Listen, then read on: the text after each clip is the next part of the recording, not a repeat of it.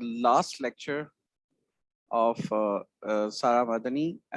She's going to conclude her lectures, what she's explaining from the previous 3 lectures. Over to you, Sara. Yeah, thank you very much. Hello, everybody, and welcome to the last session of my talks.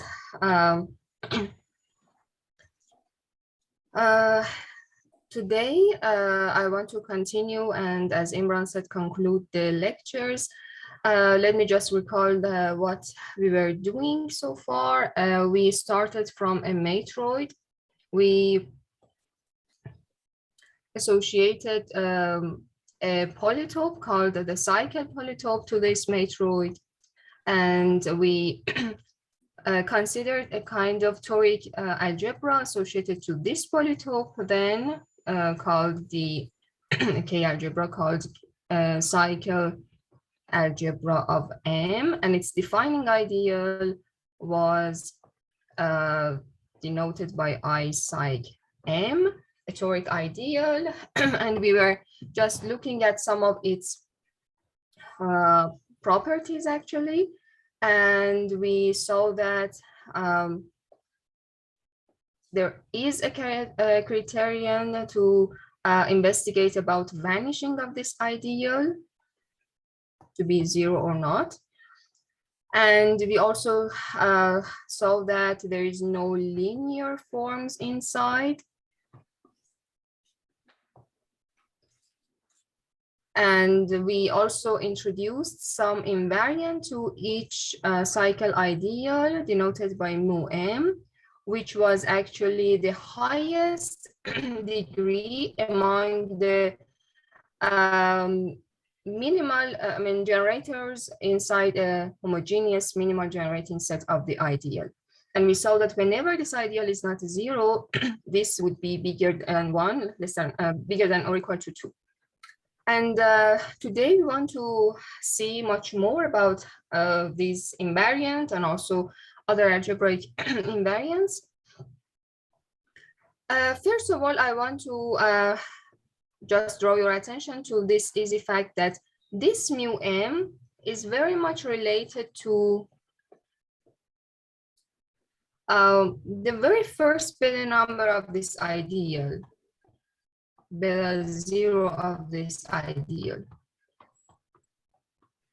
If you remember from the talks by Sara last week, she explained what are minimal field resolutions of graded minimal field resolutions for homogeneous ideals. And since our ideal is also a homogeneous ideal, there is such a minimal graded field resolution. And if you remember the way of constructing that resolution, it was like this, that you have this ideal here, and then you try to find some free R module, S module in whatever is your polynomial ring here. For us is SM, but I just write S for simplicity, with some shifts here, and then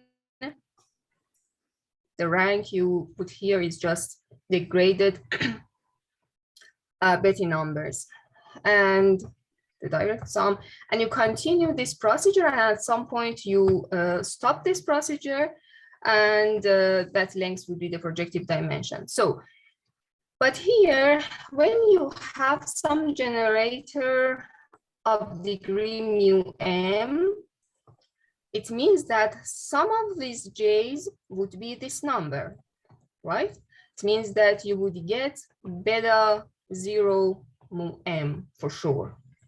And maybe some other shifts occur. I don't mind, but at least I just wanted to draw your attention to this relationship.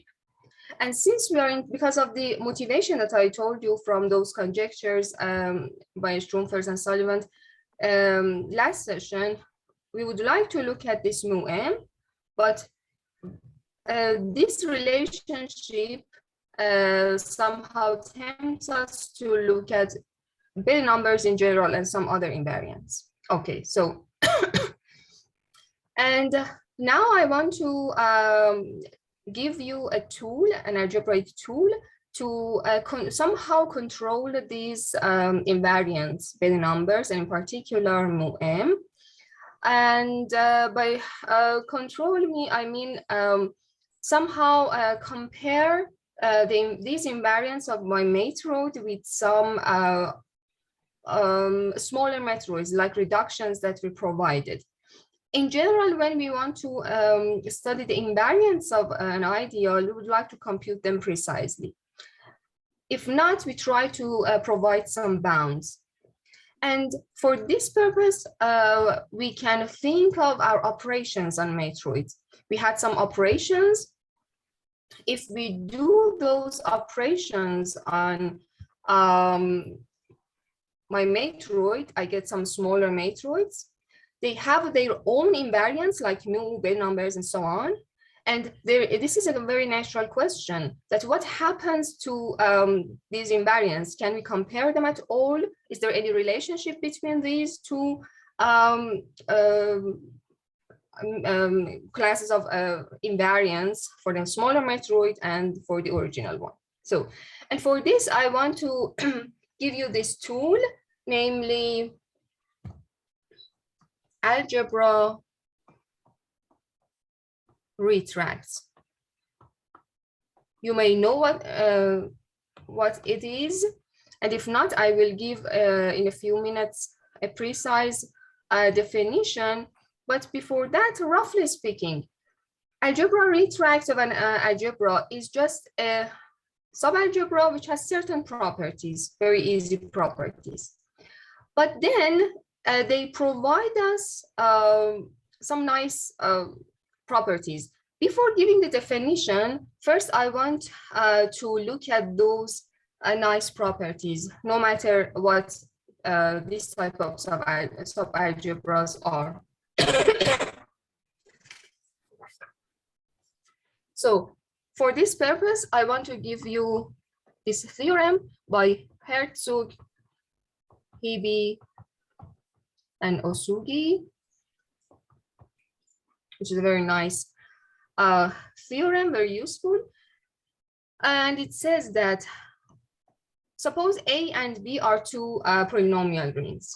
And then we have this graded K algebra, sorry, A over I, and S to B, B mod J. A and B are polynomial rings.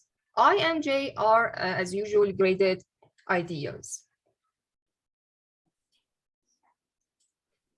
And over K as usual, which is a field. And suppose that I and J contain no linear forms. So you know that this is something nice for us because this is the case for us. In our case, we have this. We saw that there is no linear forms in our ideas. Good. So we are really in this setting. Now let us see what are the results of these assumptions. Then, first of all, you can compare the graded Bell numbers of these ideals.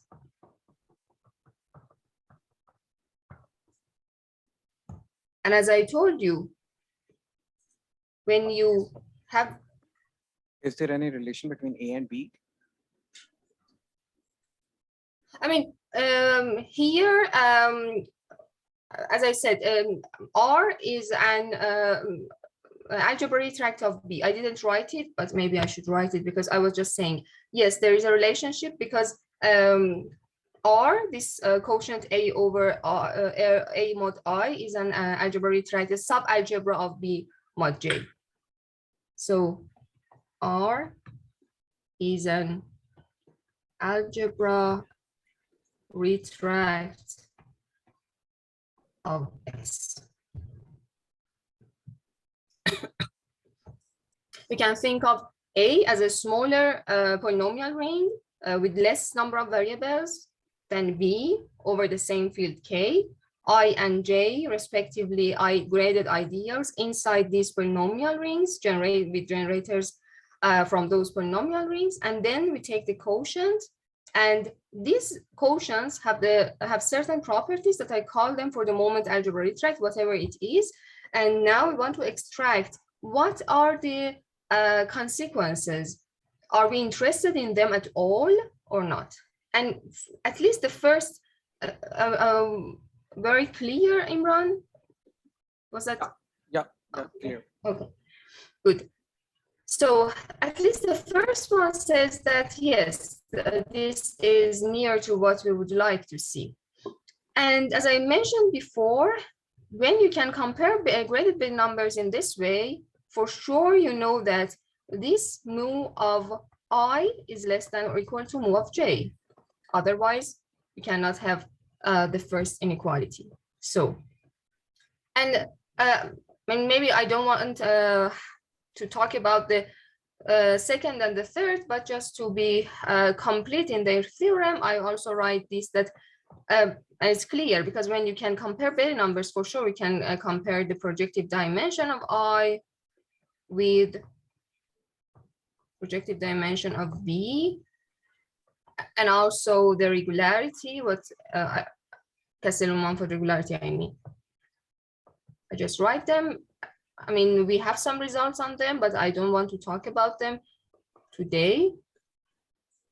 But anyhow, they 2 and 3 are just clear consequences of the first one. So this first part. You mean projective dimension of J on the right side, and similarly on the right side? Yeah, sure.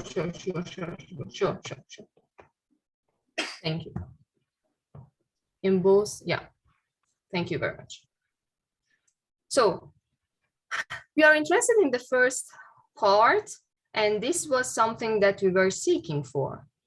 Now we are motivated enough to see for our purposes what an algebra retract is precisely, because we see that we can control mu under some reduction somehow.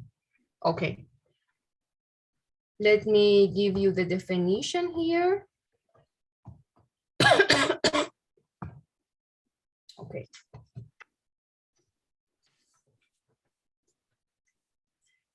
Let A and B be graded K algebras, and let a map iota from A to B be an injective homogeneous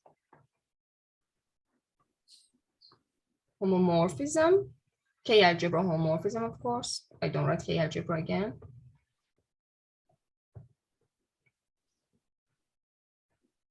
Then, so far I have 2 graded K algebras, and there is an injective map from one of them to the other one. So I can think of one of them as a subalgebra of the other one.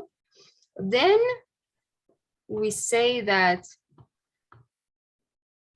A is an algebra retract of B if now another homomorphism comes. If there exists a surjective homogeneous homomorphism of K algebras, gamma from B to A, the other way around, such that their composition would be the identity map, namely gamma O iota would be identity over A, of course. So I have 2 algebras. One of them is a subalgebra of the other one, And if I can find a surjective homogeneous homomorphism from the other side, from B to A, from the bigger one to the smaller one, such that the composition would be just the identity, we call A an algebra retract of B. Very natural conditions. But as we saw, these natural conditions provide us a very nice relationship between these two algebras and their defining idea, right? And just to play a little bit with this concept, you may think of this as a very, very easy exercise, that if I have A as algebra retract of B and B as algebra retract of C, then A is algebra retract of C as well. As I said, this is super easy, but just to get a better feeling, you can try to just check this, okay? Okay, and now we know this tool, we know why it is useful, and it's the moment to think about our stuff, our objects, to try to obtain some algebra retracts for our cycle algebras. Okay, and the way that we choose is thinking about our operations. If you remember, we just introduced several operations on Metroids. We could take smaller Metroids on smaller ground sets, namely, and we also observed that some of them in the level of polytopes gave us faces. So now a kind of reduction. And now we are interested in seeing if they also provide algebra retracts. If yes, which of them? And if not, can we just make new operations, make new constructions to get algebra retract or not? So for the first step, we can think of those operations which gave us faces. If you remember, okay, before that, maybe I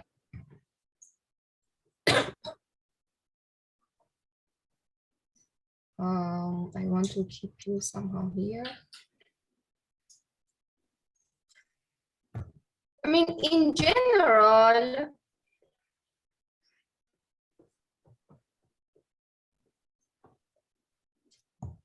when we have a polytope and its face, we know that to both of them, a toric algebra is attached. This is always the case, that the algebra of the face provides an algebra retract for the K algebra of the polytope itself. So this is a general fact. Okay, so if I take a face and if I take its toric algebra in a way that we introduced last session, then this provides an algebra retract. If you want to see why, you just need to think about some maps, as in definition, iota and what was the name of the other one? Gamma. And iota should be from Kf to Kp. You can just take it the inclusion. Yeah. And for gamma, you can think of such a map, which can be surjective, such that if you take some x, let's say a,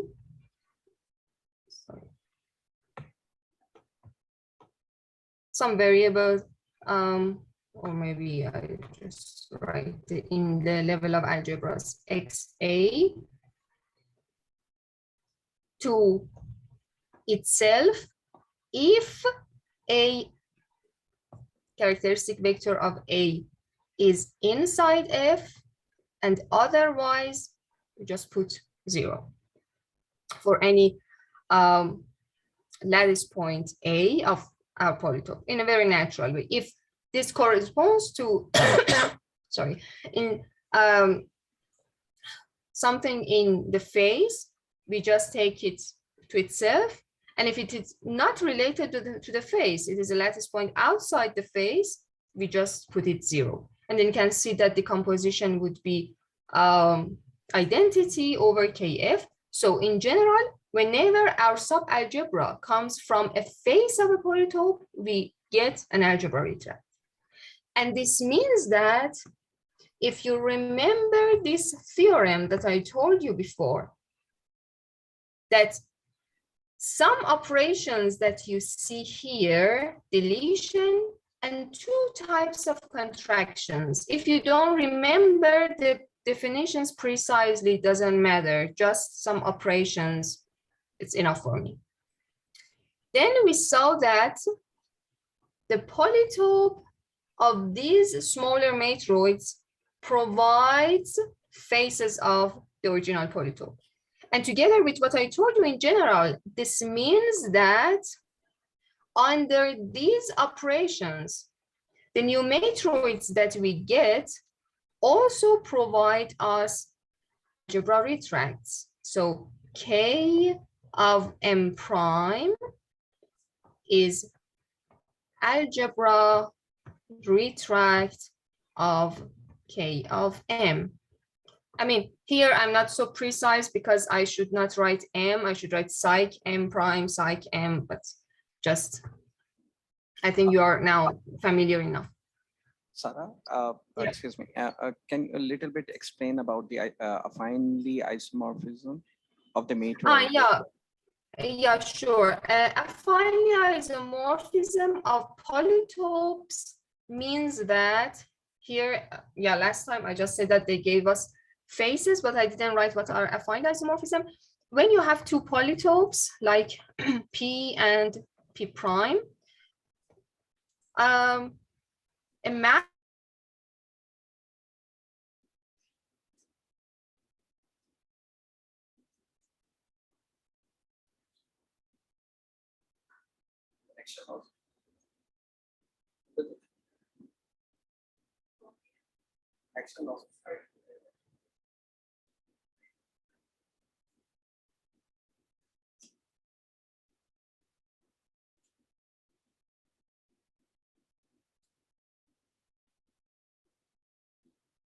Is she there? No.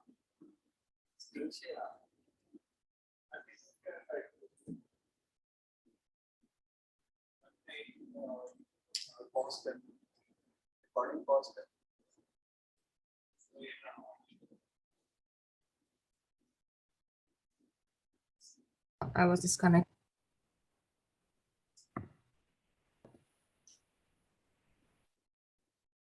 Is that fine now? Can you see? Yeah. Okay, thank you. Sorry for this. No. Okay, so I was saying that what is an affine isomorphism? When you have a map, bijective map between P and P prime to arbitrary polytopes, if you can extend this map to their affine Hall, so it means that this is now an affine map whose restriction to P would be the same as phi.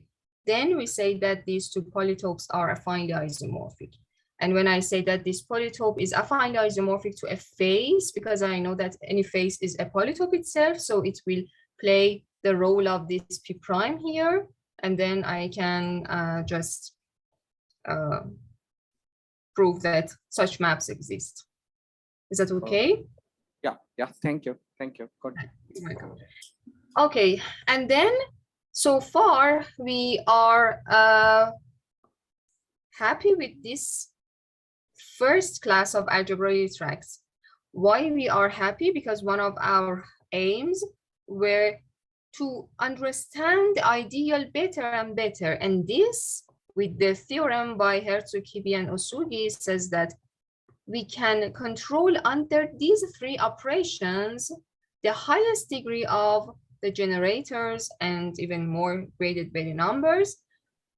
And yeah, they are useful for us to obtain some more information about small highest degrees we'll see in the next parts of my talk today. So by having these this type of retraction, let's continue with the rest of the talk.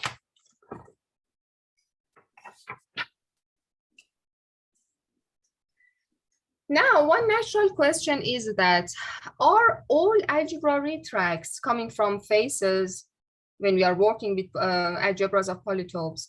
And the answer is no, because we can provide some algebraic tracks now which do not come necessarily from faces. So in algebra, I mean, one of our goals, we're just comparing the algebraic invariants, and in algebraic part now we are going further. We are providing more classes now, and to provide new types of algebra retracts to compare the invariants, I just, to save time, I think it's better to show you here. I just wanted to write, but I think now it's better to see it here.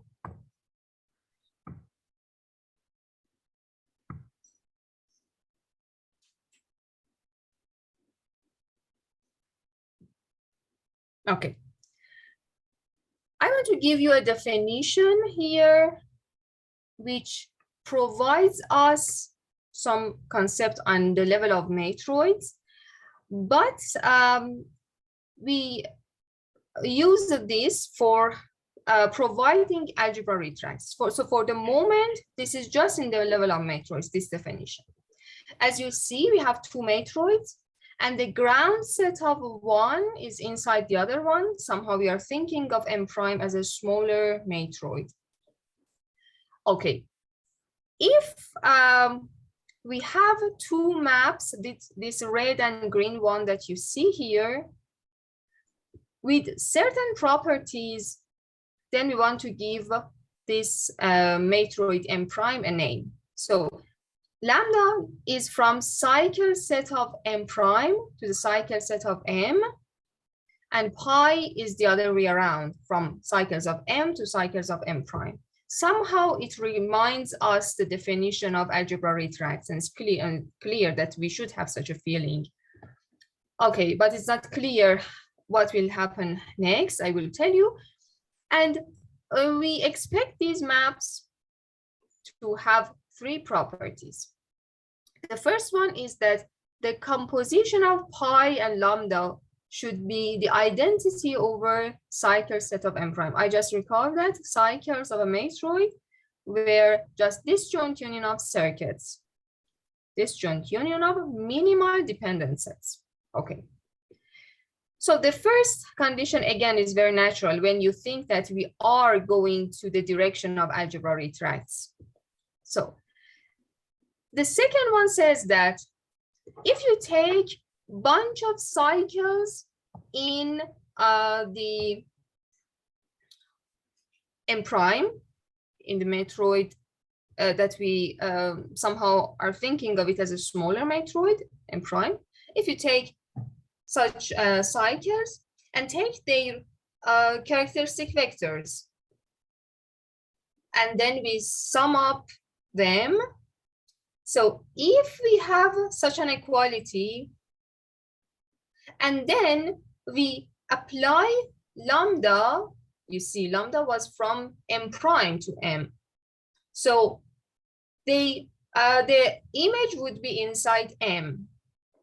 So the characteristic vectors of those sets in M should also provide this equality for us. So by D, you mean the ground set of the matroid? Yes. By what? E? By D. D, the summation terminating at D. No. This is sum D, as you see. How many you want? this does not have anything to do with the cardinality of the grounds. No.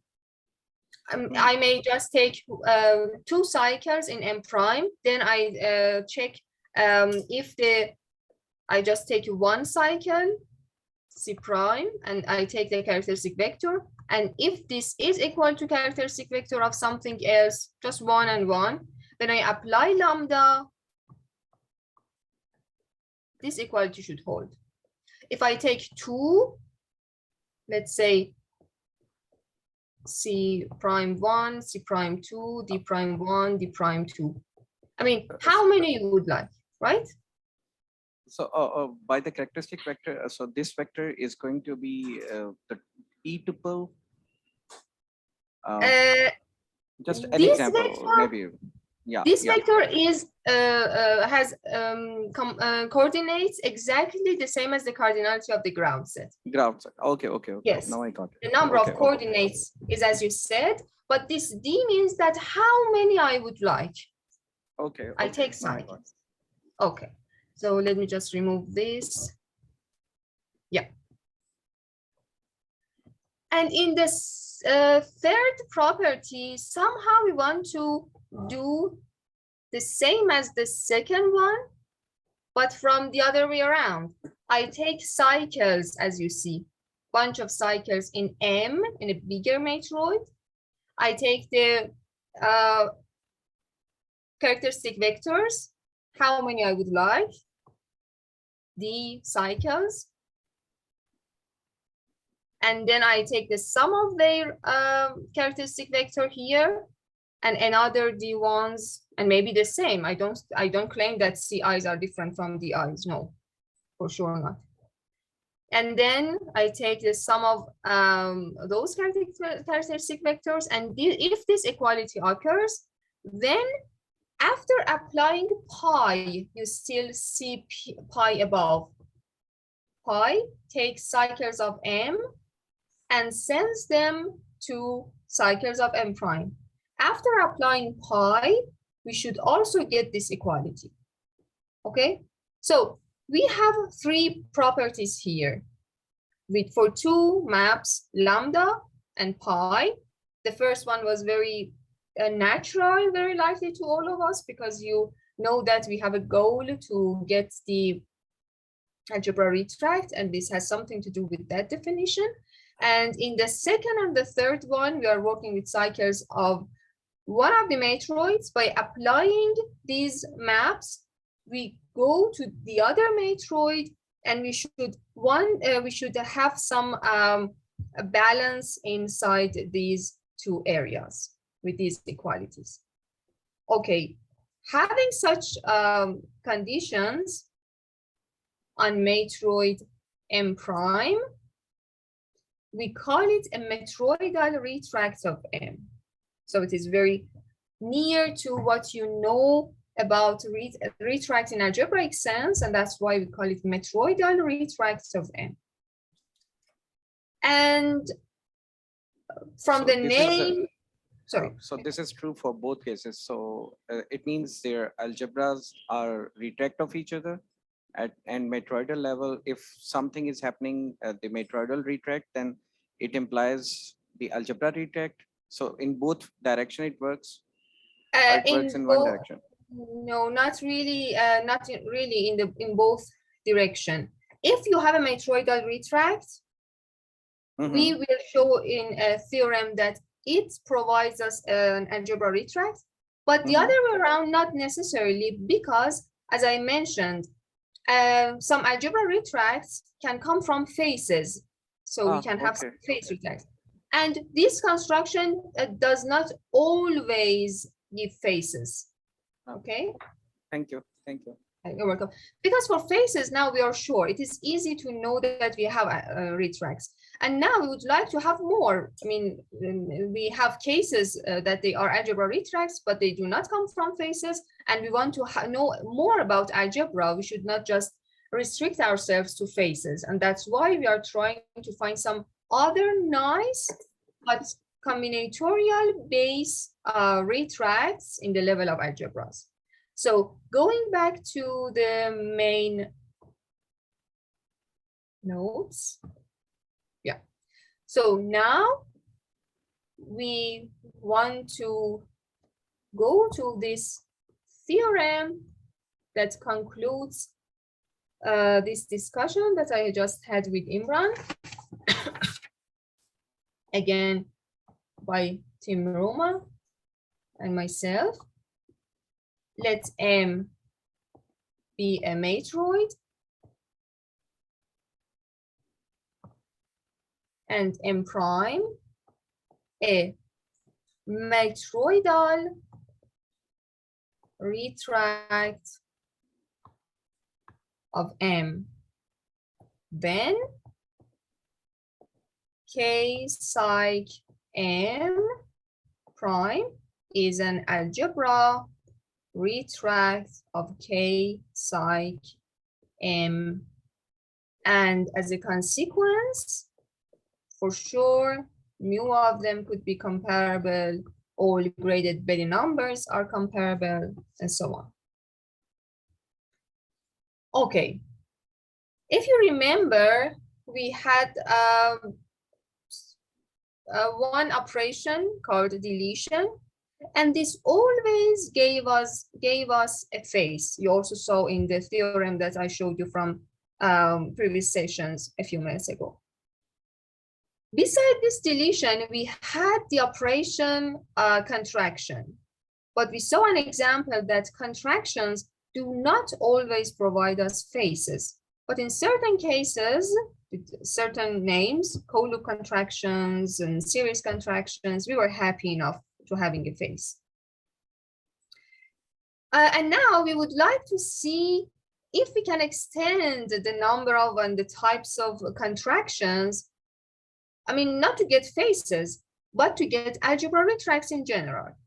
So now our aim is to provide a bigger class of contractions. Again, I just say that I don't mind if you remember what was the contraction precisely or not. Just think of an operation that restricted us somehow, and now we want to be less restricted than previous sessions.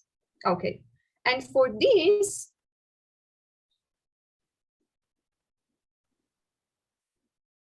just to be more optimistic, again, I think just to go more smoothly, I prefer to show you the Matroids. Okay.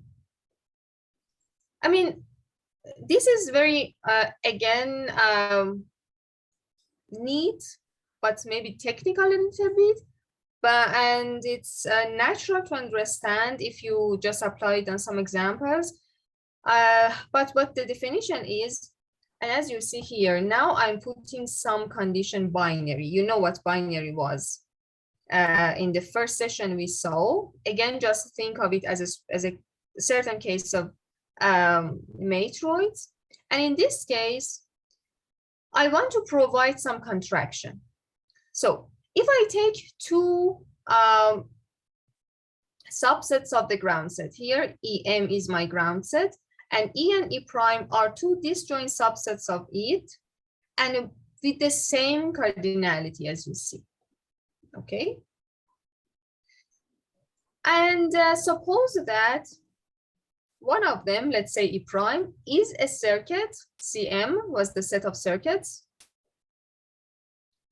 And secondly, in B, what you see, so A is just having a circuit. And in B, what we are seeing is that for any circuit and any P integer from 0 to S minus 1, one less than the number of elements of E and E prime, if we take this intersection, the intersection of an arbitrary circuit that we took with the prime, you get some of the elements of E prime. So these red elements in E prime, some of them occurred here. This should happen if and only if you can understand the intersection of that arbitrary C with E as follows. The intersection should be in correspondence exactly with E prime. As you see, we chose the names of elements of E and E prime somehow in correspondence, just they differ by prime, just to remind us that we can somehow correspond the elements one by one. So, and in the second property, we are saying that if we take the intersection of a circuit with E prime, and we get some elements, some red elements from E prime, this should be equivalent to C, the corresponding blue elements in E, in the intersection of C and E, or the non-corresponding elements, E minus those elements, okay? Either the same corresponding elements, EI1 to EIP from E, or none of them, but the others. So somehow there is a rule here that you can just, by watching, you can see if condition B holds or not. Anyhow, just think of them as some properties. If these properties happen for E and E prime, two disjoint subsets of the same cardinality in my binary matroid, then we call this, if you remember just the notation, this was contraction. You're contracting a set of elements, E prime, the one which was a circuit. If you contract this, then you get a new matroid, a new contraction. This is not necessarily from the contractions that we discussed before. Now we have a new contraction, and we are optimistic to have something more about this, more than what we saw before. So, and that's why we give a name to this contraction, and we call it binary metroidal retract. So, in binary cases, we are talking about a new type of contraction, and we call it binary metroidal retract of M. And from its name, at least you may guess what I want to tell you next.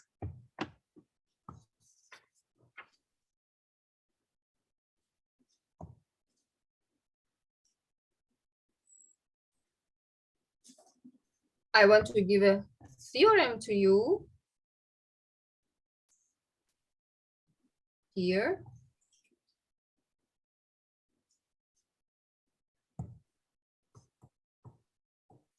Again, by Rumer and myself. A binary matroidal retract, the new contraction that I showed you, a technical one, is a matroidal retract. What does that mean? For such a contraction, we can obtain a suitable lambda and pi, that red and green maps that I showed you in the definition of matroidal retract, which provide us those three conditions A, B, and C with respect to characteristic vectors, composition of these maps, characteristic vectors, and yeah, the composition of maps. And so then it just implies that binary matroidal retracts are matroidal retracts.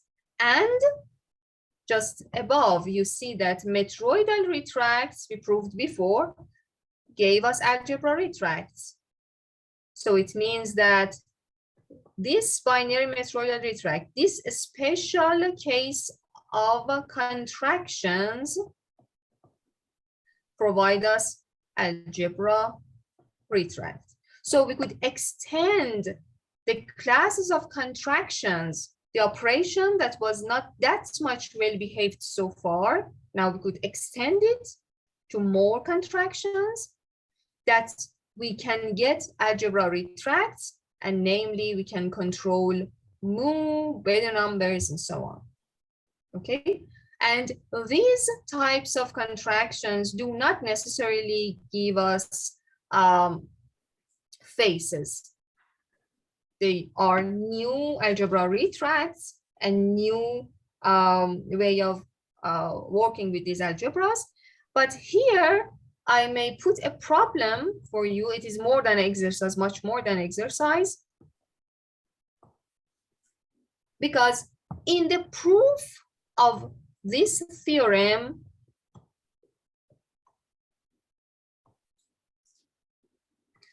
we frequently used binary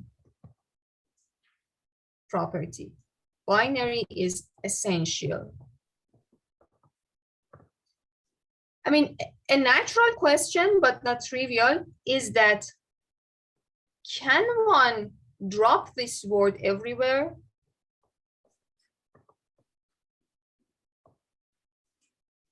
So you can think of it really as a problem. Because in the proof, we used in several places binary and different properties of binary matroids, different classifications, and so on. So that would be interesting if one can extend it to all matroids, or at least bigger class of matroids than binaries. I mean, binary is a big class of matroids, an important one, but still one can think about what can we get more. So this could be a research problem indeed. Okay. And now let us focus more with on what we were motivated with, study of mu m again. We saw when our ideal was 0, we saw that there is no linear form. So if our ideal is not 0, this was bigger than or equal to 2. But one can think about this natural question, when this is equal to 2, can we have a characterization, for example?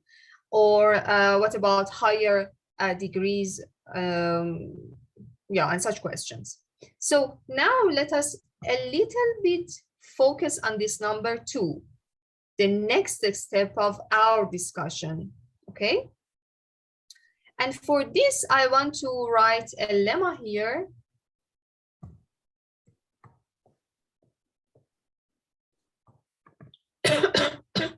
I mean, before saying lemma to you, maybe I just say an expression because I want to use it easily here.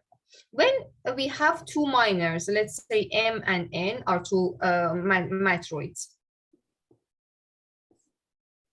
And when we say that M is N minor free, naturally we mean that M has no minor. Minor was a matroid which we get after a sequence of deletion and contraction in whatever order that you would like to apply.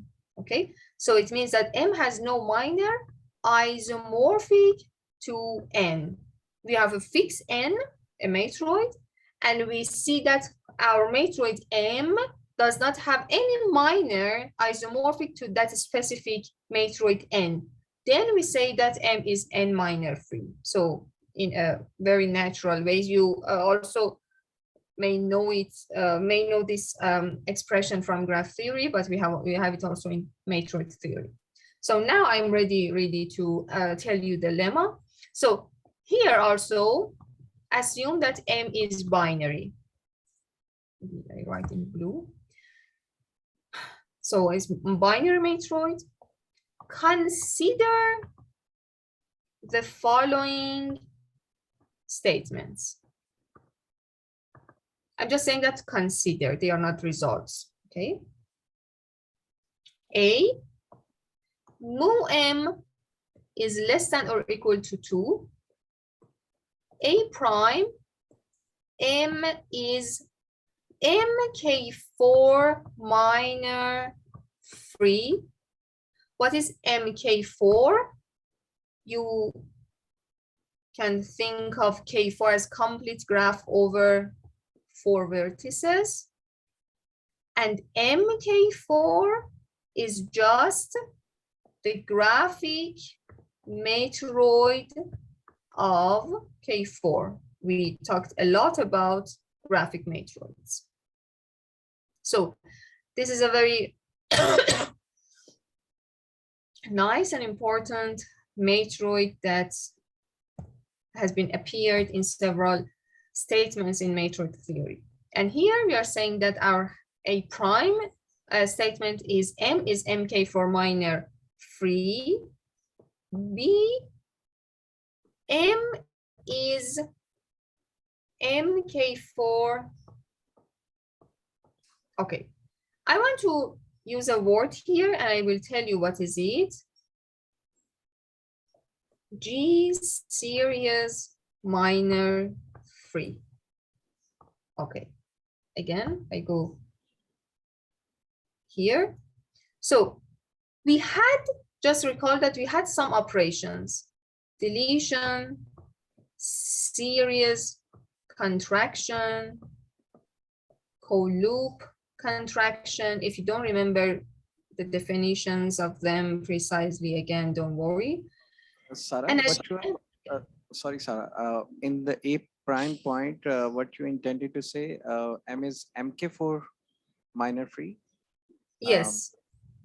That means if the matroid does not have a minor, which is isomorphic to MK4, right? The graphic matrix has of K4, exactly. Okay. Yes. And now I just want to say what I mean by this word, G series minor. So we had these operations last sessions, and today we provided another contraction, which was just a binary matroidal retract. But we know that it was a contraction. So if we apply all of these, they are types of deletions and contractions at the end, right? So what we get is a type of minor. And we remember that these two, maybe you don't remember, but we mentioned this before, that these two operations named series contraction.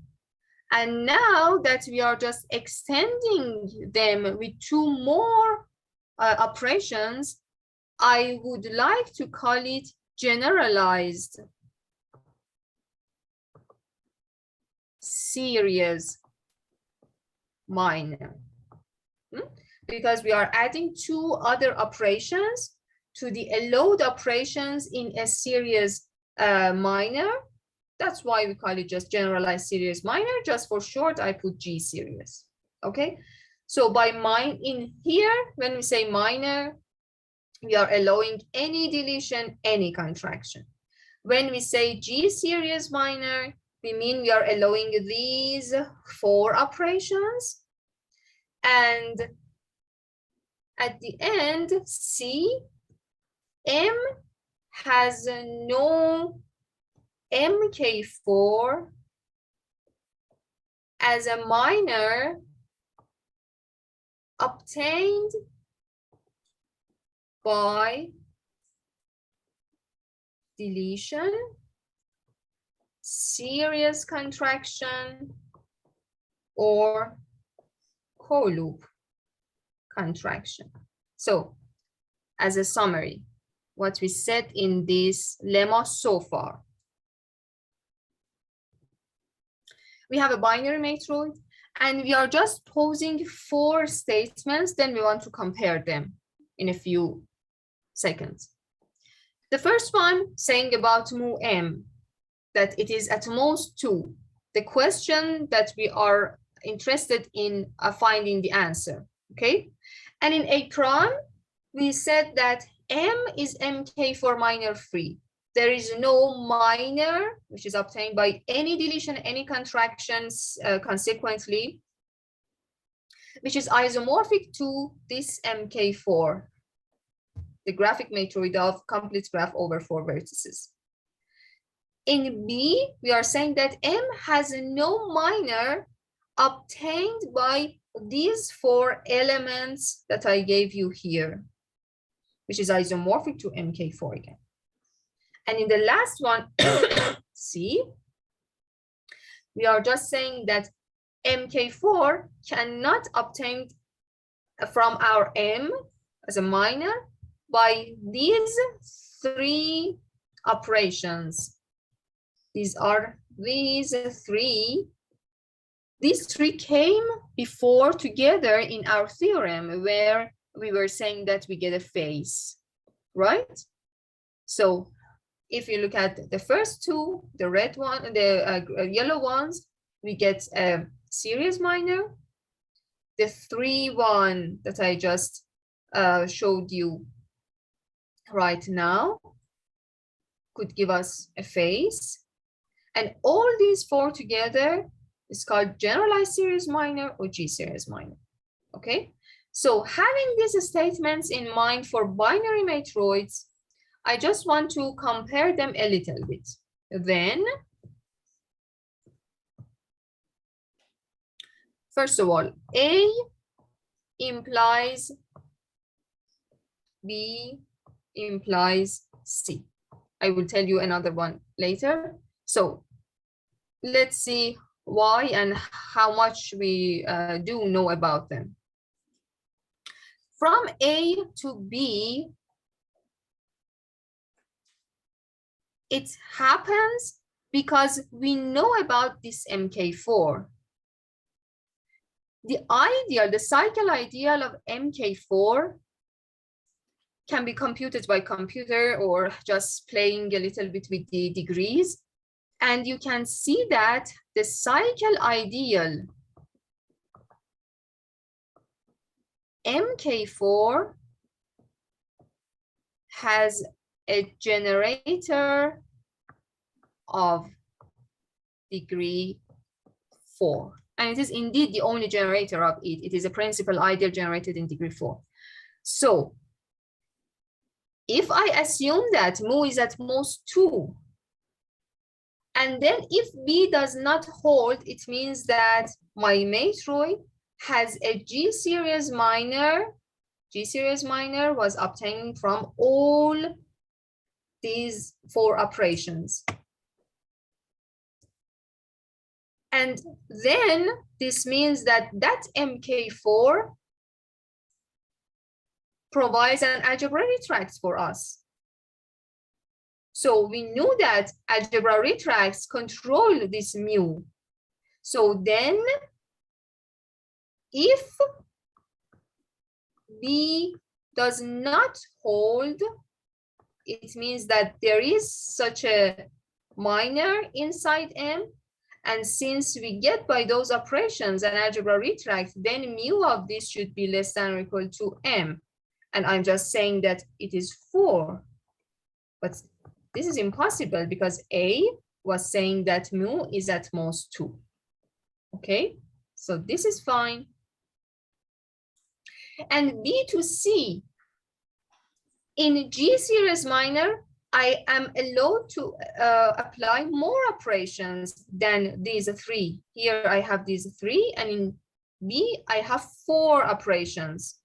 So if C does not hold, it means that I have MK4 with just these 3 operations. So for sure, this is also a G series minor. So then this is impossible to have, not to have MK4 as G series minor. So this is also the case. The other implications that we can get here is that A prime also implies B and also C. This we observed already. And again, in A prime, you are allowed for minor in general, you're allowed to do whatever you want, any deletion, any contraction. But in B, you are restricted. So for sure, from a general minor to a special minor, again, we get this implication. So this is an observation from what we said so far, from Matroids, definitions related, and from algebraic tracks and this control and mu. But can we say more? Are these statements equivalent? In the case of graphic and co-graphic, you can see that, and some parts are proved already, that all 4 statements are equivalent.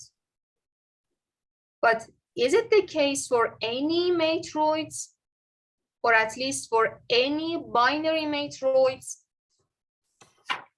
But the answer is no, because you can try F7 star. It's satisfy A, B, C, but not A prime. So this is not always the case that all 4 are equivalent. But still in that F7 star, you know that A, B, C are equivalent. And maybe in the last lecture, beside that problem I posed above, I can also give you conjecture, if it is true or not, that for any connected matroid has an easy definition that I can also tell you if you want. But anyhow, a connected matroid which is simple or co-simple, the words that we also saw in the previous lectures, then A, B, and C are equivalent. So in the graphic and co-graphic case, all 4 are equivalent. For something like F7 star, A, B, C are equivalent. And based on several facts and computations and evidence, we conjectured this, which can happen for connected simple or co-simple matroids, that A, B, and C are equivalent. You can just give a counterexample to this or prove it. This is up to you. And so as the last remark, I just would like also to say, this could be also a research problem, that in 2 cases, if you take graphic matroid or co-graphic matroid, people had a special interest in these 2 classes, and even they gave different names to the cycle polytope, algebra, and ideal of these 2. Here, everything is called by cut, as you know what is the relationship of cuts now with cycles: cut algebra, cut polytope, and cut ideal. So these are some keywords that I'm just giving to you if you want to know more about these 2 specific cases. And here, since we were talking about disjunction of cycles, if you know from graph theory that this has a close relationship with Eulerian subgraphs of the graph, we can also see Eulerian subgraph polytope, Eulerian subgraph ideal, and algebra. And in these 2 areas, there are several problems that several statements that I gave you could be translated in a nice combinatorial way that it worths to do if you want. And in this part, people know more about polytope, ideal, and algebra. Still, several problems are still open, especially the conjectures that originated by Salmont and Strumpers, and also in the later paper by others.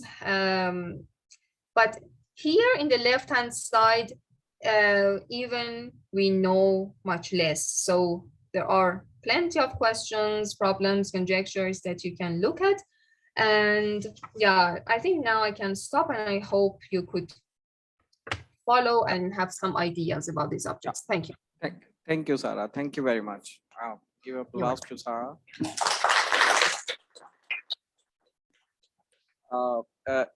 Are there any quick questions? Because we are running out of time, and yeah.